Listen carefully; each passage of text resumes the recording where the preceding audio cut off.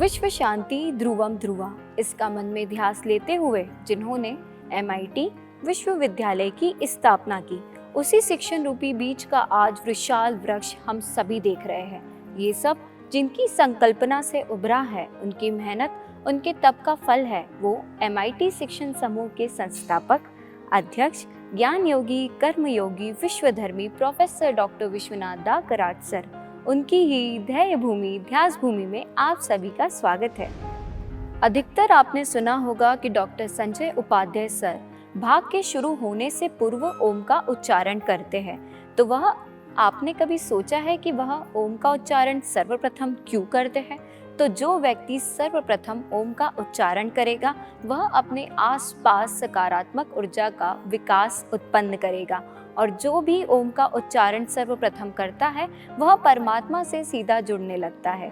तो सबसे पहले परमात्मा से जुड़ने का साधारण तरीका ओम का उच्चारण करते रहना। इससे आपका मन, शरीर एकाग्र करने में भी आपको मदद मिलेगी। इसी के साथ दिल की धड़कन और रक्त संचार व्यवस्थित होगा। ओम का उच्चारण करने वाला और इसे सुनने वाला दोनों ही इसका लाभ पाते हैं। इसलिए ओम का उच्चारण सर्वप्रथम आवश्यक है। आज का विषय है अहिंसा परमो धर्म, और ये जो शब्द है इसका भगवत गीता में निरूपण आता है। तो इस भाग में हम डॉक्टर संजय उपाध्याय सर से जानेंगे कि भगवान श्री कृष्ण ने अर्जुन से किन दो प्रकृति की बात की है। तो जानते हैं संपूर्ण अहिंसा परमो धर्म का महत्व।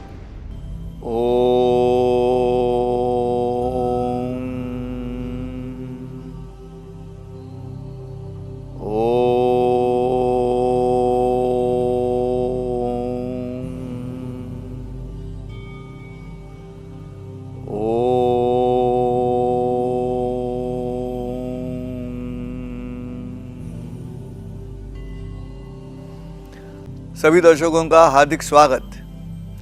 विश्व शांति संवाद माला में आज का विषय है अहिंसा परमो धर्मा। आपके साथ बात करना चाहूँगा इस वचन पर, लेकिन इस वचन पे मैं आपके साथ बात करने से पहले हम उल्टे क्रम में चले जाएंगे। जैसे पिछले कई 2-4 एपिसोड में मैंने धर्म के बारे में बात की है। तो धर्म क्या है? तो आचरण की संहिता है। और ये संहिता क्या है? तो उस आचरण की संहिता में खुद का जो जीवन है वो तो अच्छी तरह निभाएंगे ही, लेकिन ऐसा आचरण हो कि जो दूसरों के जीवन में भी कहीं तकलीफ ना निर्माण करे। तो वो आचरण जो है वो संहिता यानी कि धर्म है। अब बीच में जो शब्द है परमो धर्मा, उसमें जो पर ये जो शब्द है उसके बारे में मैं थोड़ी बात करना चाहूँगा आपके साथ में, क्योंकि भगवद गीता में इसका निरूपण आता है। भगवद गीता में श्री कृष्ण जी अर्जुन से कहते हैं कि दो तरह की प्रकृति है। एक प्रकृति है जिसे परा ऐसे कहते हैं, और दूसरी है उसे अपरा ऐसे कहते हैं। श्री कृष्ण जी अर्जुन से कहते हैं, अपरा माया रहे अचेतन, अपरा माया रहे अचेतन, परा प्रकृति मानस चेतन। सुन लो ज्ञान ये निशंक हृदय से, सुन लो ज्ञान ये निशंक हृदय से, निज आश्रय लेकर पार्थ तुम सुन लो ध्यान देकर। बहुत बढ़िया कहा है। अपरा माया जो रहे अचेतन, ये कौन सी माया है? ये हम लोग जो आज जी रहे हैं ना, उसे अपरा कहा गया है। हम खुद को समझ रहे हैं कि हम सचेतन है, लेकिन जहाँ तक इस तत्वज्ञान का सवाल है, ये अचेतन है। और ये अचेतन इसलिए है कि जैसे हम नींद में सपना देखते हैं, और सपने में जो हम खुद रहते हैं वो उस समय हम खुद को सचेतन समझते हैं। तो जब नींद टूटती है तो हम जाग उठते और कहते हैं कि वो सपना था। वैसे ही आज अभी मैं अगर आपके साथ अभी वार्तालाप कर रहा हूँ और विश्व शांति संवाद माला के माध्यम से मैं आपके साथ संवाद प्रस्तावित कर रहा हूँ, मैं खुद को खुद समझ रहा हूँ, आप सुनने वाले भी खुद को खुद समझ रहे हो। लेकिन अगर ये स्थिति सपने की है तो और कुछ तो जागृत अवस्था होगी, ऐसा कहना है। और इसलिए भगवद गीता में जब श्री कृष्ण जी अर्जुन से कहते हैं कि उत्तिष्ठ जागृत, ये उल्टा कर्म क्यों है? हम लोग क्या करते हैं, हर रोज सुबह हम पहले जागते हैं और फिर उठते हैं, लेकिन श्री कृष्ण जी कहते हैं कि उत्तिष्ठ और फिर जागृत। ये फिर जागृत अवस्था जो है ना वो अलग है। और इसलिए ये जो अपरा माया है जिसमें हम आज सभी हैं, उससे भी और एक स्थिति होगी जहाँ पे जागृत अवस्था हो। जैसे कि हम घर में कहते हैं बच्चों से, 10वीं कक्षा में पढ़ रहे हो या 12वीं कक्षा में पढ़ता है बच्चा, तो घर में माँ जोर से चिल्लाती है और बच्चे से कहते हैं और किसी से कहती है कि अब 10वीं कक्षा में है लेकिन पता नहीं ये कब जाग उठेगा। मतलब वो सुन रहा है, मतलब देह के तौर पे वो जागरूक है, लेकिन उसके आचरण में वो नहीं दिखाई देता, जिसका अर्थ ऐसा है कि वो समझ पाया है कि मैं 10वीं कक्षा में हूँ, अब मुझे पढ़ाई करनी चाहिए। तो ये उत्तिष्ठ जागृत, यही बिल्कुल सीधे उदाहरण से मैं आपको समझाने की कोशिश कर रहा हूँ कि अपरा माया क्या है। तो ये अभी हम जो बोल रहे हैं वो अपरा माया है। सो अपरा माया रहे अचेतन और परा प्रकृति मान सचेतन। ये कौन सी प्रकृति है? ये देवलोक की प्रकृति है, ये ब्रह्मदेव की प्रकृति है। भगवद गीता में ब्रह्मा जी के दिन का भी हिसाब दिया है। वो जो प्रकृति है उसे परा माना गया है। इसलिए ये जो अहिंसा परमो धर्म, ये जो परम शब्द है उसमें से पहले जो 2 अक्षर है वो यहाँ के अपरा प्रकृति का हिसाब नहीं बता रहे हैं, वो बता रहे हैं देवलोक की प्रकृति का। वो धर्म क्या है? अगर वो धर्म की बात करेंगे हम तो देखिए हमारे सभी देवताओं के एक हाथ में तो शस्त्र है ही।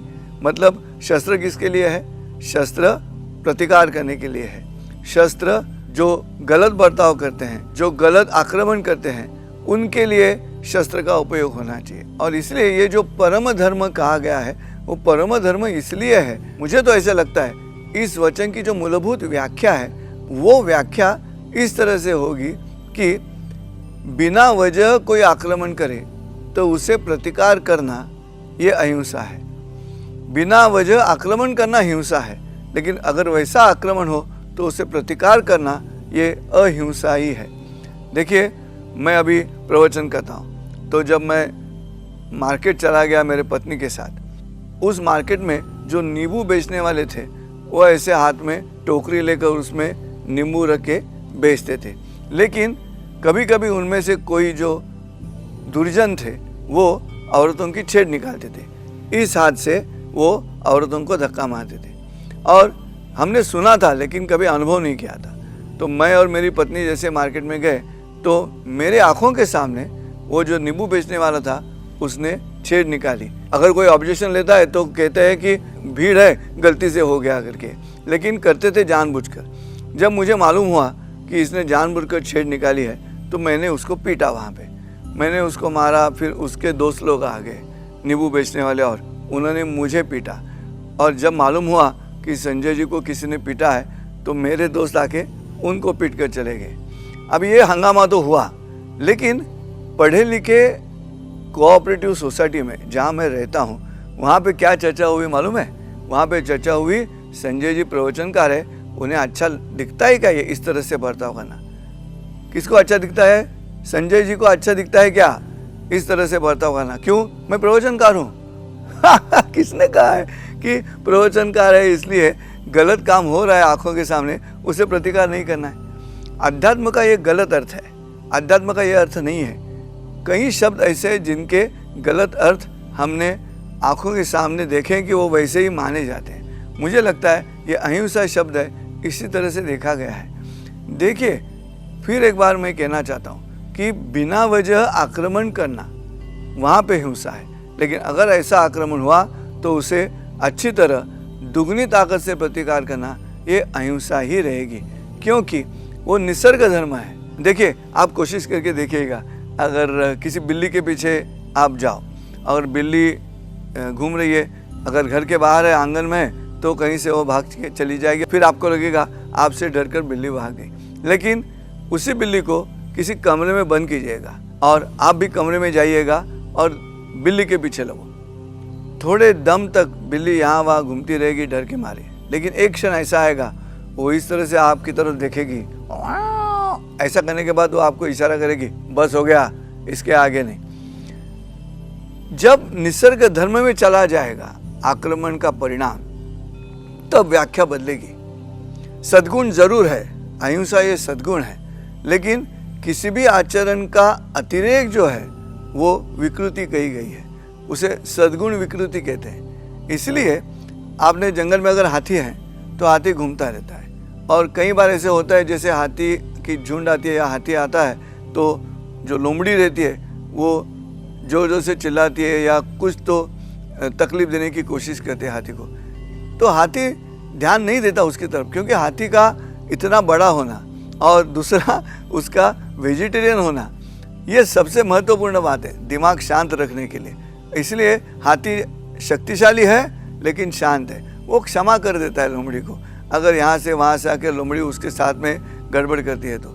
लेकिन एक क्षण ऐसा आएगा कि जब हाथी पे भी उसका परिणाम हो जाएगा, कितनी देर तक वो सहन करते रहेगा, वहाँ से निसर्ग धर्म शुरू होता है। मनुष्य प्राणी में मनुष्य जब तक है तब तक ये अहिंसा की बात जो है हम अमल कर सकते हैं, लेकिन अगर सामने से आक्रमण जो हो रहा है वो मनुष्य का नहीं है, वो प्रेरणा के तौर पे है, वो प्राणी की जैसा आक्रमण है, तो इस तरफ जो कुदरती नियम है एक्शन रिएक्शन एक ही रहते हैं, वैसे उस आक्रमण को प्रतिकार करना ही होगा, और उस प्रतिकार में अगर हिंसा होती है तो उसे अहिंसा कहा जाएगा।